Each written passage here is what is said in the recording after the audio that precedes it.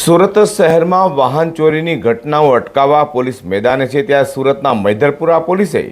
જાંપા બજાર વિસ્તારમાંથી ચોરીની બાઇક પર ખોટી નંબર પ્લેટ લગાવી તેનો ખરા તારીખેનો ઉપયોગ કરી કરતા રીઢા વાહન ચોરને ઝડપી પાડી તેની પાસેથી ચોરાયેલ બાઇક કબજે લીધી હતી। સુરત પોલીસ કમિશનર અનુપમસિંહ ગેહલોત, ખાસ પોલીસ કમિશનર સેક્ટર 1 વામબંગ જામી, ડીસીપી ઝોન 3 રાઘવ જૈન અને